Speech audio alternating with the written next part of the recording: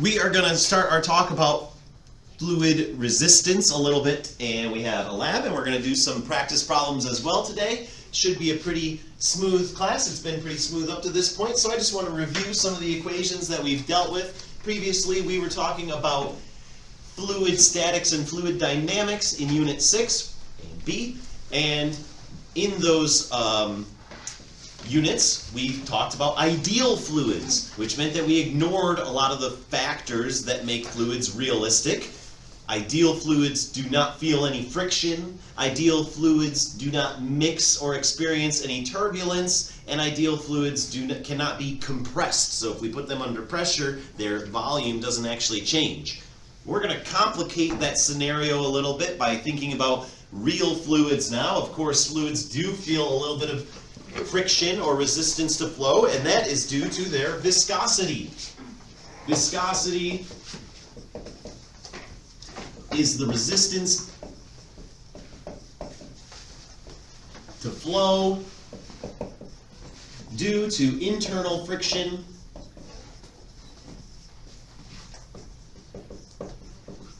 within a fluid itself. So if we have honey that's trying to flow, that honey actually sticks together based on some characteristics about the particles involved in the molecules, and that gives rise to this idea of viscosity. We have an experiment that we use to calculate viscosity. We use the Greek letter eta to calculate to denote viscosity. Looks like an N with a tail at the end. And we had this equation. I would encourage you not to overthink this equation. Let me make sure I get the right equation pulled up. There it is. F times L over VA. Really what this is like is if we had a layer of honey and we were to drag a plate across that layer of honey, we would have to exert a force to drag it some length L. It would have a constant velocity as we drag it, and the plate would have an area A. Again, I don't want you to overthink this equation. This one probably will not end up showing up, but it is useful for helping us figure out the units, which is that eta has units of pascals times seconds. You don't need to worry about the poise or poise. We're just going to always keep it in pascals times seconds. Those are the standard units for viscosity. And when we have viscosity, that gives rise to something called a fluid resistance. Fluid resistance tells you how hard it is to get a fluid flowing.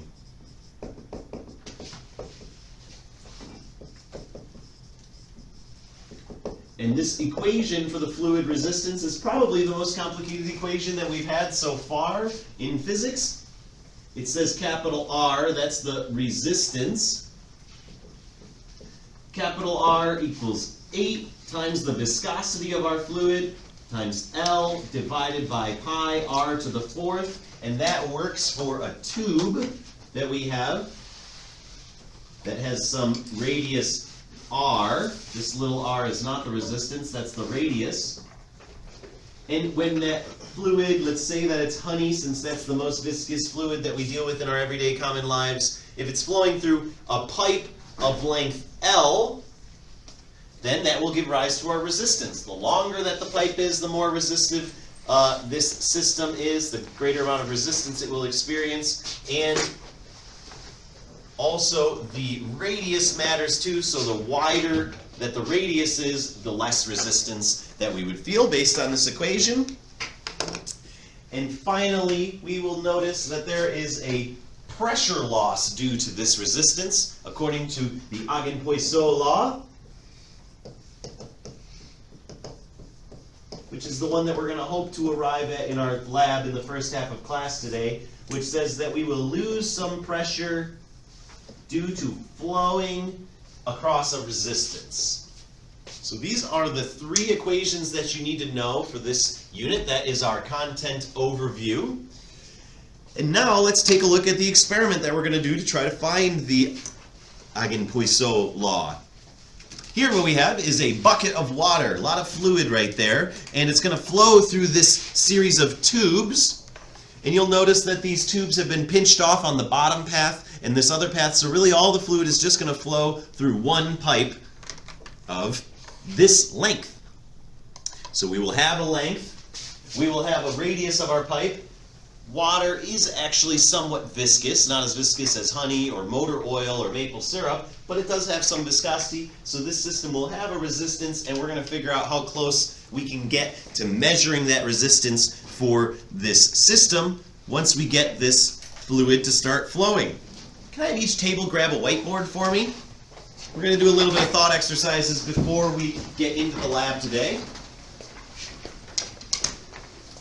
And we're going to ask the question, how does pressure change with length? Of course, you've been given the equation for this one ahead of time, so you should have a rough idea. But let's just think back to what we had in the last unit. So if we plot pascals versus length in meters, there might be some different reasons why we would get a pressure difference in any fluid system. Here we have a bunch of barometers. We have 6 barometers hooked into different points throughout the system. 1, 2, 3, 4, 5, 6. As we go farther down the line, we're going to read the pressure off of these barometers right here. And previously in Unit 6A, we had a pressure called hydrostatic pressure, P hydro, which had an equation rho GH. So let's talk about this one at first. Each of these pressure sensors is at the same height. So you can ask yourself if you would expect, will P hydro will P hydro change as we get farther in the tube? I want you to think about that as a team. That's your first question, your first prompting question. And then in Unit 6B, we had another kind of pressure. We said that as the fluid speeds up, its pressure goes down. We had a kinetic pressure term, which was 1/2 rho v squared. And so you need to also ask yourself on your board, will P kinetic change as we get farther in the tube? Change as we get farther in the tube.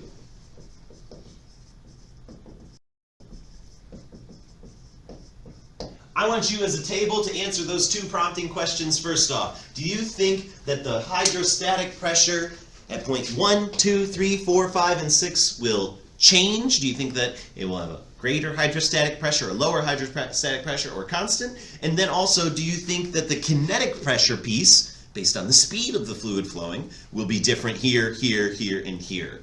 So essentially I'm asking, do you think the height changes between these different points, and do you think the velocity changes? I want everybody to have a guess to both of these questions on their board. Talk about it a little bit. Let's see what you think. Okay, so let's talk about these ideas. This is just a callback to our last units. So we're going to measure the pressures at point 1, 2, 3, 4, 5, and 6. And you all have it correct. They're all at the same height. So there will be some hydrostatic pressure because we are deep in a fluid, but H will not change. It will be a constant. So we expect for the hydrostatic piece to be the same throughout. Does anybody know where we would measure the depth from for these systems? So these are down here. Where would we measure like up to figure out how deep we are in this fluid? Anybody have any thoughts on that? I got a ruler. Hey, Cole? I'd say from the table to the top of the fluid. That's a great way of putting it. So we will measure it from the height of this table. That's where our pressure sensors are at, to the top of the fluid right here. Currently it's sitting at 21 centimeters, so we'll note that when we have to do our notebook entry. And that covers all of the hydrostatic piece. As long as the density doesn't change and the gravity doesn't change, If the height doesn't change, hydrostatic should stay the same. Now the kinetic piece, it looks like every single group has agreed that velocity will either increase or decrease. The fun part is that you are all incorrect. The velocity should stay the same at point 1 and point 2. It should be flowing just as fast as it is here, as it is right here. And that's because this system, right when I turn it on, we'll just give you a little bit of a taste. There we go. So it's flowing. You can't see it that closely over there, but you can sort of hear it. And so when we have fluid coming in from the spigot and going out the other side, we would say that this system is obeying the law of, does anybody know which law? If something coming in one side leaves out the other, we call that? Is it energy conservation? It's energy conservation in a way, but we had a different name for it for fluids. Is it impulse? It's not impulse, that's for momentum. Oh, It starts with a C-O-N still.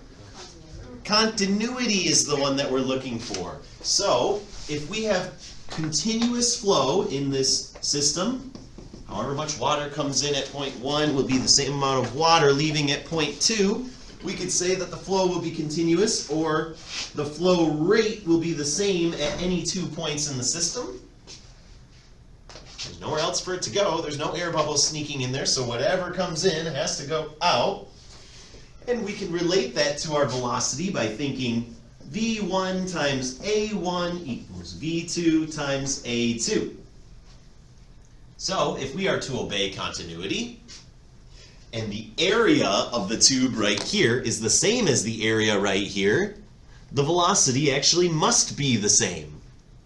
Right? If A doesn't change between point 1 and 2, if this is equivalent, which they are, the velocity actually doesn't change. So, a little bit of a trick question, I will always keep you guessing. We expect velocity should be constant.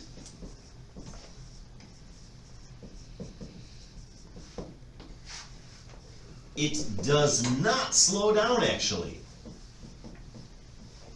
What it does do, what friction does do, because all of you have started thinking about friction, that's the right place for your mind to be. What friction does do is it actually changes the pressure, but it doesn't change the velocity of the fluid moving through it, and it changes the pressure by adding this extra piece. Sometimes people call this the pressure loss due to friction. That actually finds its way into Bernoulli's equation. So there's another thing to add to Bernoulli's equation. I'm not going to do the advanced form of Bernoulli's equation, but that equation that you probably already still have nightmares about does get even bigger and even more complicated. But for now, just using our previous knowledge, we would expect that the hydrostatic pressure wouldn't change, the kinetic pressure wouldn't change. So before you arrived and watched the pre-class video, you might have thought here, then what I would expect for my graph is that as we go through the tube, the height doesn't change, the speed doesn't change, the pressure that we get should be constant. However, in reality, that is not what we're going to get because we are going to add in friction. So let's take a look at how we're going to set up our experiment and how we're going to do this notebook entry. It's all going to be done as a class again today. Nader to mater, help me out a little bit, thank you.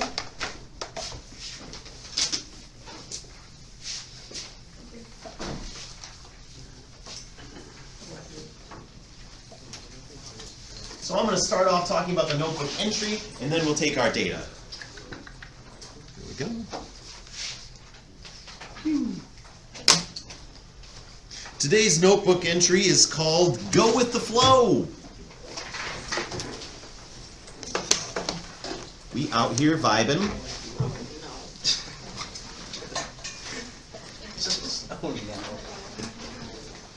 Go with the flow. Well, Mater for sure, but Mater's a new one. I'll always keep you guessing. I don't like the way you said that. Predictably unpredictable is what my friends say about me. Okay. So we have a lot of equations on the board. I will just write down some also that we had that I erased real quick. The hydrostatic pressure might come into play for this experiment, rho GH. The kinetic pressure might come into play for this experiment as well. E kinetic, which equals 1/2 rho V squared. Just wanted to make sure that those equations from the last class are still here. And so, again, we are going to get this thing flowing, and we're going to measure the pressure from all of these barometers, given that we start at this height of fluid, or this depth. So, I will start by telling you what the problem statement is. We are going to ask, how does pressure depend on length of tube?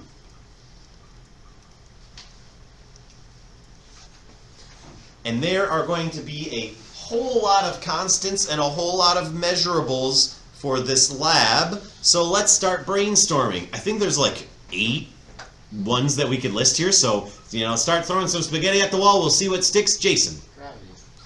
Lucky guess. Gravity does come into play. G is 9.8. Do you think it's a constant or something that we'll measure? Depends on if the height changes. The Oh, G. No, sorry. G is going to stay the same, yeah. Yep, okay, good. G is going to stay the same no matter where we are on Earth. And G is going to come up because we need it for the hydrostatic pressure. Jacob. Height.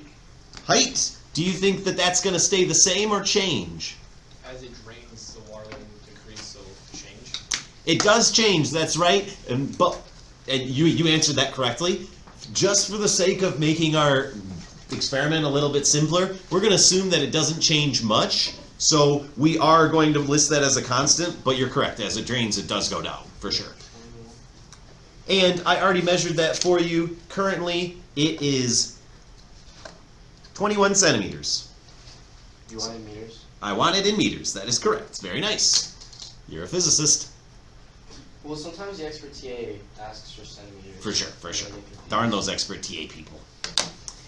All right, we got some more variables, and also if you're wondering and you're not sure what variables are might come into play, you have all the equations that we need written on the board, so start riffing off some of those. Anybody else have some other thoughts of things that might be constant or changing? Mara? Density? Density. That is one that we will need. Density of water is 1,000 kilograms per meter cubed. It'll be a constant. So I headed you off there. Wow, lots of participation. Mo, The length of the tube? the length of the tube, do you think that that'll be constant, or do you think that it'll be different throughout the system? Constant. Different. Let me help ask the question in a different way. We are going to measure the pressure here, here, here, and here, and here, and here. Would you say that those lengths between those points is the same length? No. Okay, right. I mean, admittedly, the interval between each one is a constant difference, but the length over here is like 0, and the length over here is like a meter or so. So that will end up changing, and another way that you could note that is it will end up being our independent variable. So, very good, Mo. Thank you very much. The length of the tube is one that I'm looking for. I use the symbol L for that, cursive L, and we'll measure that in meters. Very good. Chelsea? Radius. The radius, do you think the radius will be the same at these different points, or do you think it'll be changing? Same. That's correct. So we're going to need the radius of this tube. There's a lot of constants, so I'm going to squeeze a little bit. R, and I measured it in my last class.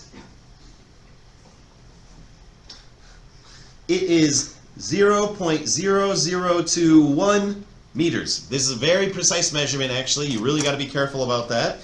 So we are going to call the radius 2 millimeters. Just about, 2.1. Okay. What else do we got, Alex? Viscosity? Viscosity. Do you think that'll be changing or the same? Same, because it's water. It's water. It's always going to be water. So, eta, as long as we're at the same temperature all throughout, which we are, I will give you is 0.001 pascals times seconds. Good. I think, what are we missing?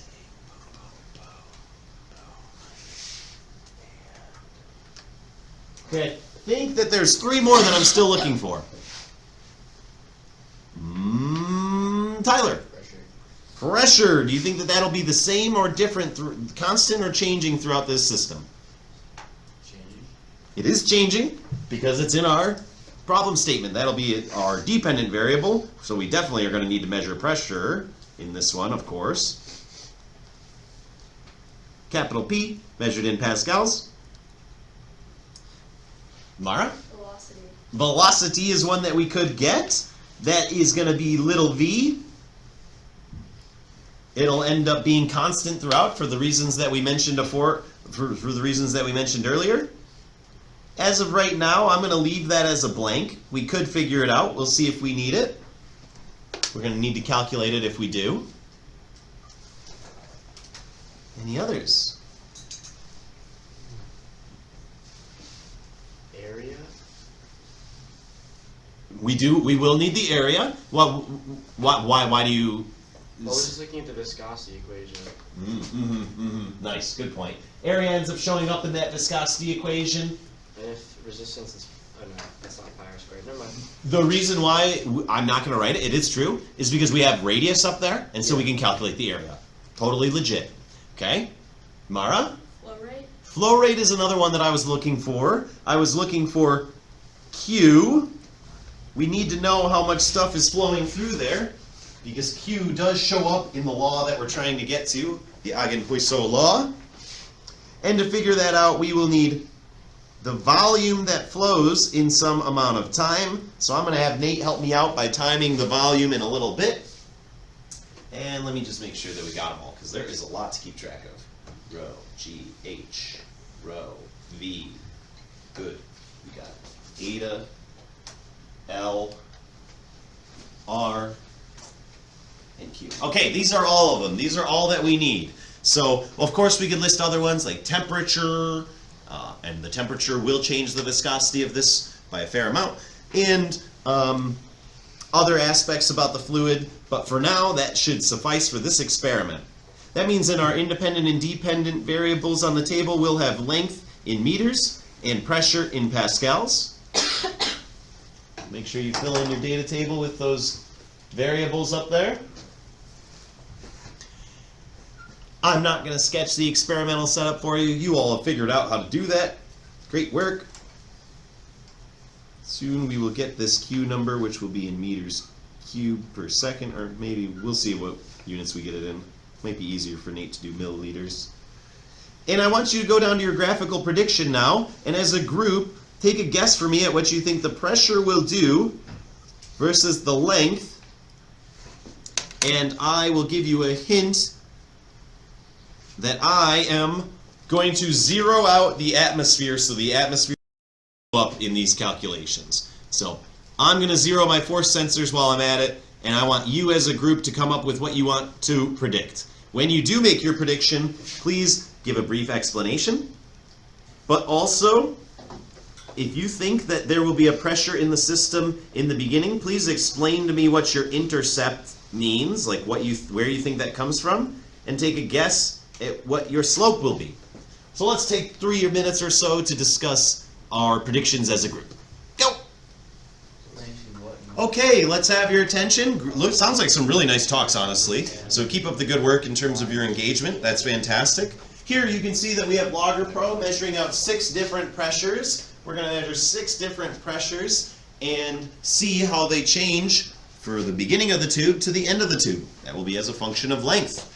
So what we're going to do is we're also going to get the flow rate at the same time. Nate's going to measure how much time it takes for 300 milliliters to fall in there. So that's a volume divided by time. That should help us get our flow rate Q. I am going to give you a countdown, but really you should start it flowing. You should start it once it exits the tube. Okay, so I'm going to start in 3, 2, 1, go. Yeah, basically. So while we're gathering some data, you will see that there is a pressure difference that we're getting from the beginning to the end of the tube. A little bit of negative. That's just based on how we zeroed the pressure sensor out. Thank you. All right. And so we will stop.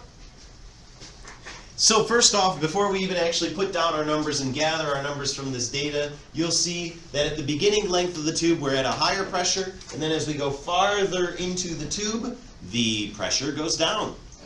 Also, you will notice that the difference in pressure for every successive barometer is about the same difference.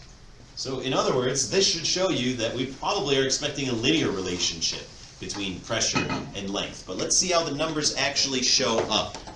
So we're going to take some more data for you. I think I'll have you help me out in a moment, Nate. Just kind of get us set up here. So we will need to measure length in meters and pressure in pascals. Sure, there we go. All right, I'm going to get the length numbers. Nate, can you please add them to the table for us? Oh, we should probably stop that, huh? There we go. 18.23. Okay. So the time was 18.23. That's right, Q equals. Let's do V over T for that. Yeah, there you go. Really push down on that. Capital V over T. Volume divided by time. And now equals. Our volume was, you can leave it in milliliters. 300 milliliters. And our time you have. So everybody, you should put that down in your constants. You might want to convert it to the standard units, but in the constants we had Q equals V over T. So now you have some numbers for that. And now I will measure the lengths for you. The first one we'll call our zero length. So start with the value of 0 for length, and then I'll get the next ones. The next one is 18.5 centimeters, so you can put it in meters right away. 0.185. The next one is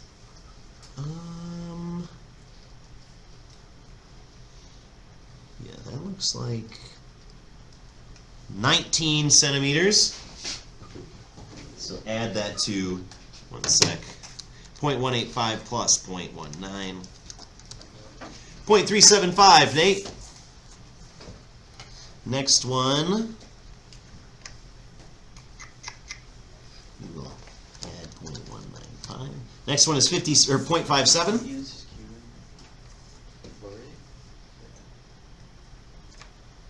Next one is 0.77.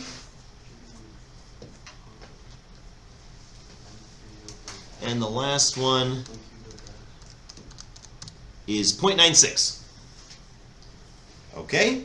And the pressures that we got, we can take a mean value, whatever was going on in the start. Sure, we will take that. So I'm going to grab onto all this data at the beginning. And I'm going to zoom in. And then I'm going to take the average of all of these. For a second, please. Good. And let me make sure that these are arranged in the right way. Okay, Nate, the first one is 1,029 pascals. The second one is 885. Third one, 526.3. Fourth one, 144.8. Fifth is negative 268, negative 268. And the last one is negative 673.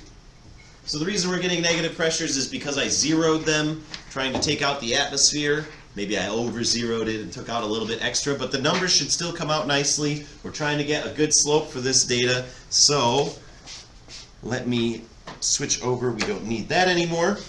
And what I would like us to do now is, we're near the end of the semester, so everybody should get some practice doing the Excel. Make sure you know how to do this on your own so you're ready for the lab practical. Let's take those numbers and try plotting them and seeing how our results look. Okay. Let's talk a little bit, and then I'll have you do some more calculations. So, Get Miles Davis off for a sec. We have some numbers on the board for our length and our pressures. So what you should have for your data graph was a linear trend. You have pressure on the vertical axis, pressure in PA, and also we did end up creeping into the negative region, so we got to draw our axis up here a little bit. This will be length in meters, and our trend line ended up being negative linear. That means that when we go to our math models, or our models, we can put, this is what I get for wearing gloves, pressure in pascals, length in meters, and we have a negative trend that goes down. My slope was 1800 something. Can you help me out? 1833.3. 1823.3? 33. Okay. Anywhere around there, you know, you might have a little bit of differences if you put some different numbers in or included different amounts of decimal points. We have pascals per meter. Intercept? 1147.6. 1147.6, and that is also in pascals. Your 5% rule, you probably didn't guess that this was going to be the intercept, and that's fine. It just means that there's something about our experiment that we need to include. So just make sure that you've completed your 5% rule for this one, and let's take a look at the math models. The specific math model has pressure with a slope value of negative 1833.3 pascals per meter times our length. So make sure that you have this explicitly. You want to make sure you're using the right variables. And we also had an intercept value of 1100. And now is the tough part, matching up our specific math model to the generic math model with all of the variables. So one thing that I want to make sure that you all write in the bottom left real quick is you do write delta P equals negative Q times capital R.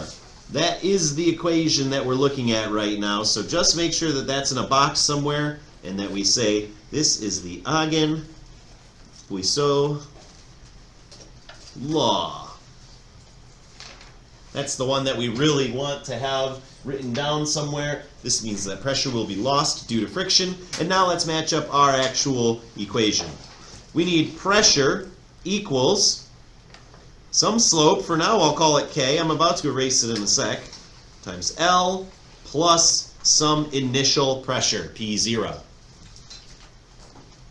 Everybody in the room should at least be able to do that part right there. Maybe you can't guess which variables are in there, but we know that this is always how you do a specific math model. The y variable equals some slope K times the x variable plus some intercept, some value of the y variable when it's at 0. Now let's think about what is actually inside of our slope here. If we're trying to match up the Poiseuille law to what we have a P right here, so that's all set on the left side of the equal sign. And on the right side of the equal sign, we need a QR in there. We do have a negative, so that's nice. The negative agrees. But we don't actually have L anywhere in the Poiseuille law. But L is hidden away inside of the resistance. So we need to substitute that resistance into R to make this all match up. So here, instead what we have is we still have a negative Q for sure left over. And then all the stuff that's in R, there will be an eta, there will be an 8Q times 8 times eta divided by pi R to the 4th. I doubt that you would have guessed that just on your own. This is certainly the hardest equation that we've done in physics, in my opinion. And so that is actually the official set of equations with all constant variables here in our slope. The viscosity was constant, the radius was constant, the flow rate was constant, and we can calculate what that slope should be. So, can I please have every group on their board do a theoretical calculation of the slope? Which means you'll take negative Q times 8 times eta divided by pi R to the 4th, and let's see theoretically what we should have gotten for a number, and we'll compare it to what we actually got. So go ahead and run those numbers. This is a really important equation to make sure you know how to plug into your calculator carefully. And R to the 4th, we've never done that before, so make sure that you plug that in carefully, make sure everything's in the standard units, and also my advice would be to use a lot of parentheses, because there's a lot of variables. So let's see if you can all get the same answer. That is ridiculously good agreement, actually. So theoretically, if we add together our hydro and kinetic pressure, we get 1148, and in our experiment, we got 1147. I actually think that those numbers agree extremely well, simply out of sheer luck. I mean, there's probably some, I didn't carefully take the measurements, so a little bit of a coincidence of just how good that is. But overall, I don't want you to overthink the intercept. That's just based on how I zeroed out the sensors. I removed the atmosphere, but I didn't remove the hydrostatic pressure. And really, the equation that you do need is this one down in the bottom right, which we're going to practice in our practice problems in just a sec. So if it seems a little confusing now, the numbers will help it make a little bit of sense. Let's talk about our meaning of slope, and then we'll go on our break. Meaning of slope, we should be able to make a for every statement. We can say, for every meter of tube length, pressure decreases by whatever your slope number was, negative 1833.3 pascals. This slope is related to the flow rate Q, the viscosity eta, and the radius R. This time it's not so easy as just saying that the slope is some variable. It's just related to those variables in a very complicated way. The meaning of the intercept, we can say as length goes to 0,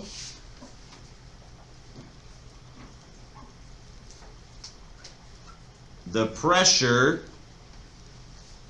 is whatever our intercept value is. So I'm going to reword that in a sec, but our intercept was 1147.6, is 1147.6 pascals.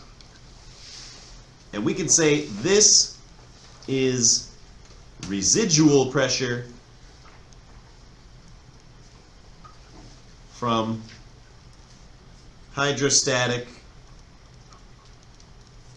and kinetic effects. In other words, your intercept ended up being the hydrostatic pressure and the kinetic pressure. For our diagrammatic model, once again, we do not have a very well-defined diagrammatic model this time, so you will not be tested over this, but let's just kind of get an idea of how we might represent this with a laminar flow diagram. The steps are, draw your fluid system. 2, break the fluid into layers, or lamina is another word for that. And number 3, draw velocity arrows to show how fluid speed is affected by friction with walls. I'll scroll up. Friction with walls and neighboring layers. Neighboring is a kind of hard word to spell. There we go. So we're going to draw our fluid system first off. It's a pipe or a tube. There we go.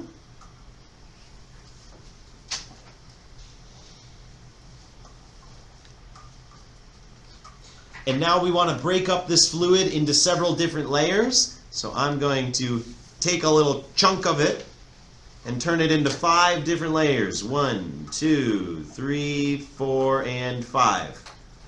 These are like the different streamlines of the fluid.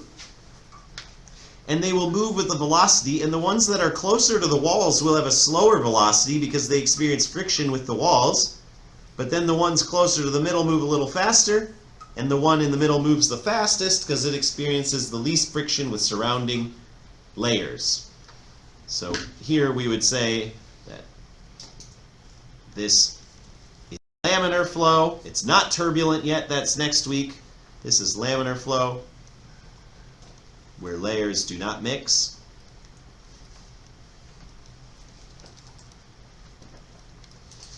layers experience friction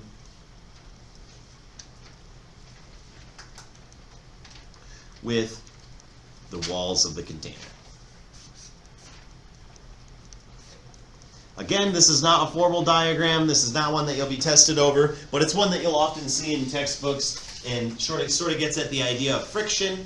So the layers in the middle move the fastest because they aren't dragging so much on these other fast-moving layers. But as we get farther outside, the walls are not moving at all. They really are rubbing hard up against that fluid, causing it to feel a little slower around the edges.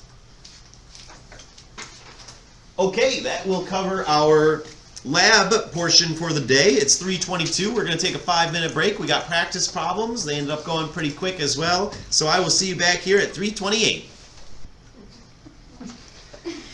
All right, well, the sooner that we get this started, the sooner that we're done. We're going to do 3 practice problems out of this, so it should go relatively quickly. Let's take a look at what this first question has. So that equation is a little bit cumbersome that you saw in the past, the one with resistance and Q in there, those 2 equations on the right. Let's see if we can actually put them into practice. Here we have a system of tubes, much like you see in the front, and we see the Poiseuille law. Negative not there, because oftentimes people will just write it as a pressure lost, and then we know afterward that we need to subtract that number from the total pressure, but in general, it's the same equation right there. Some pressure will be lost due to flowing across a resistive medium. And given a tube of water, you're given the viscosity, the length, the radius. Calculate the resistance for me. Should be pretty easy plug and chug. Basically what we just did, but now you get to test if you really can plug it into your calculator correctly. And then in part B, if the flow rate is given to you, calculate the pressure drop. You should only need those 2 equations to the right. This is our warm-up problem. A little bit of plug and chug, so make sure that you can do it yourself. And this will be a good practice problem for us to get started with. Nope. I'm going to start helping us out a little bit. This is just our warm-up problem, so I hope you are able to solve this. Fluid resistance is a weird one to calculate, so let's give it a shot. Fluid resistance R is calculated by doing 8 times eta.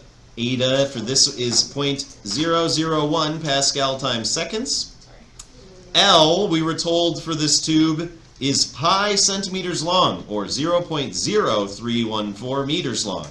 Make sure that you have everything in the standard units. And then we have a pi on the bottom and an r to the 4th. Radius is 0.002 meters to the 4th power. Hopefully you all practice plugging that in your calculator, because people every year mess this up. So make sure you use a lot of parentheses and make sure you know where that to the 4th button is. And this ends up being about 5 million is what we get. Maybe 499,000 or something like that, or 4.99 million. And the units that we are left with, if we think about it, we have pascals times seconds times meters divided by meters to the 4th. So pascals times seconds times meters divided by meters to the 4th. One of those meters on top cancels with one of those meters on bottom. So we are left with units of resistance that do not clean up into anything nice. Pascals times seconds divided by meters cubed. You'll find that fluid resistance values are very big. Big numbers. Even just for a small set of tubes. The flow rate is told to be 1 milliliter per second. So if we turn that into meters cubed per second, that should be 0.0001 meters cubed divided by seconds, I believe. Yeah, that looks right.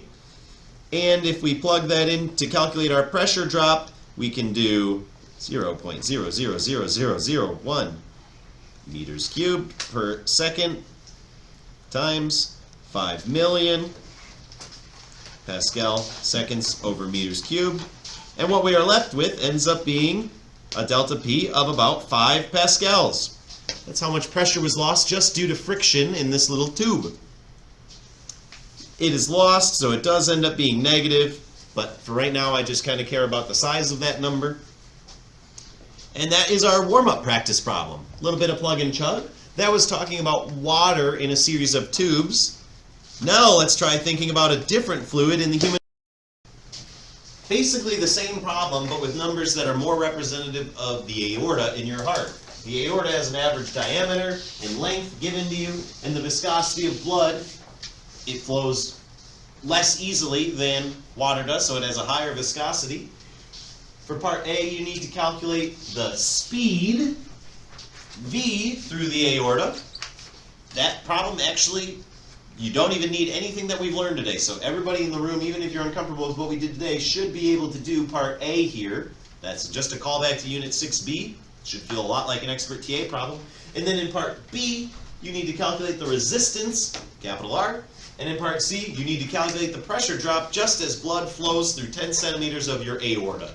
So it should feel very similar to the last one. Let's try doing this problem here. Go. Answer, okay, let's try running through this one. So part A, it's hard to keep all the equations straight, I know that it is, but part A is a callback. Totally don't need anything that we learned today. We should be able to do V equals Q over A, and as long as we know what Q is, it's 5 liters per minute. When you convert it to meters cubed per second, it ends up being 8.33 times 10 to the negative 5 meters cubed per second. And we divide by pi r squared. Our r is 0.009 meters squared because we divided our diameter by 2 and converted it to meters. And this V number is 0.33, just about. Somewhere like that. Maybe give or take a little bit, depending on how you plugged it in. Your resistance ends up being 8 eta L over pi r to the 4th. So that part A you should have been able to do. Now part B is definitely where it gets more complicated. 8, we have a new viscosity, 0.21 pascals times seconds. Our length that it told us was 10 centimeters, 0.1 meters. Divided by pi, and our r number is the same r as previously, but it's raised to the 4th power. And this gives us a resistance of about 81,505. Remember, resistance values do end up being very big numbers. And you can plug this in for your delta P equation. Q times R, 8.33 times 10 to the negative 5 meters cubed per second, times 81505 Pascal times seconds over meters cubed. And your delta P, I think, ends up being about 6.8 pascals. And it is lost, so it does end up being negative. If you can do that problem, if you can do those calculations and keep those equations straight, you're in good shape for the final. That's a really good practice problem, in my opinion. A little bit heavy on the plug and chug, but overall, definitely gets at everything that we've learned today.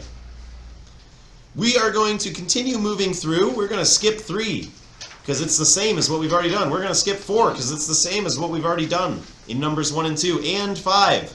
All of those are extra problems. I'll release them with the solutions if you want to practice, but literally just calculating the pressure drop and the resistance. The last one that I do want to talk about is number 6. Artery dilation. So you exercise science majors might know that when you exercise, your blood vessels actually dilate. They get bigger, they get wider. And we're going to ask the question, if your artery increases its radius by a factor of 1.5, what happens to the flow rate if the pressure drop remains the same? So, here, when they say pressure drop remains the same, they mean delta P is constant. R increases by 1.5 times factor. What happens to Q? That's basically what this question is asking. Now this should remind you of the question from Expert TA where we divided the diameter of our pipe by half, and that caused the velocity to not double, it actually quadrupled on that Expert TA problem. When we cut our diameter of our pipe in half, the velocity did not double, it quadrupled, because there's a little bit of a square in there. So now the question is, in a different equation, we need to think using ratio style thinking. If we increased our R by a factor of 1.5, what would happen to Q? Now just briefly think before we start plugging the numbers in, let's look at this resistance equation. If little r, the radius, increases, think to yourself, what will happen to big R? Will it increase, decrease, or stay the same? Think to yourself. If little r gets bigger, what happens to capital R? Okay? As this number in the denominator gets bigger, we would be dividing by a bigger number, and we would expect the resistance to go down in that case. So hopefully you guessed that correctly. If our resistance goes down as the radius goes up, so as this goes up, this goes down. If the resistance goes down and the pressure stays the same, ask yourself, do you expect the flow rate to increase, decrease, or stay the same? Increase. That is correct, increase. I was hoping that we would think to ourselves, but good little bit of alley-oop, the tip up for the slam dunk. That is correct. As the resistance increases for the same pressure difference, the flow rate, as the resistance decreases, the flow rate has to increase. And that sort of makes sense intuitively. Your blood vessels dilate so that more blood can get to where it needs to go. Same pressure difference because your blood pressure is set by your physiology. But as your vessels dilate, the resistance goes down. Now the question is, how much does the flow rate increase by? We know the flow rate's going to increase. If I multiply this R by 1.5 times as much, I will give you a hint, the flow rate does not increase by 1.5 times as much. I want to know what factor it does increase by. There were two ways that we had for solving these types of problems. One was ratio thinking, and one was plugging in a dummy number, either of which would work for this situation. Let's see if you can come up with this. I'm going to let you struggle and spin your wheels for a sec, and then Nate and I are going to rotate around to help you. And this is our last problem, so kick it in strong, folks. Hey. I think everybody's on the same page right about now. We're all living for the weekend, so let's give it a shot. So there were two ways of solving this problem. One would be through ratio-style thinking, which I'll draw on the left. And one will be from plugging in a dummy number, which I'll plug in on the right here. So let's start with the ratio-style thinking. Basically what we can do is we can think Q would equal delta P over R. Delta P over R. And another way of writing that would be delta P, pi R to the fourth up here, over 8 eta L, right? Because resistance is on bottom. So this is what we have when we're normal, when we're not blood vessels dilated. When our blood vessels do dilate, we have delta P equal times pi, and instead of R to the fourth, we have 1.5 times R to the fourth, divided by 8 eta L, and this is when we are dilated. So, if we wanted to do ratio-style thinking, we could put a ratio of the dilated number over the normal number. So we could put Q dilated over Q normal. And we're going to have a big bunch of variables in here. So dilated looks like delta P times pi 1.5 R all to the fourth divided by 8 eta L. Everything there on top is also divided by what we have on bottom, delta P, pi, R to the fourth, divided by 8 eta L. Now this is a very mathematical way of explaining it, but you'll see that what we have on top and bottom when we are thinking about this ratio, there's a lot of stuff that would cancel. Delta P is in both of these, pi is in both of these, eta, 8, L, all that stuff ends up canceling to come out to have 1.5 R to the fourth power divided by R to the fourth power. If I was to distribute through that power of 4, I have to do it to both the 1.5 and the R. Here I get 5.05 when I do 1.5 to the fourth power and R to the fourth. divided by r to the fourth. The last set of things that cancel are r to the fourth. And now we have a ratio that says Q dilated to Q normal equals 5.05. That's about the factor that the flow rate increases by when our blood vessels dilate.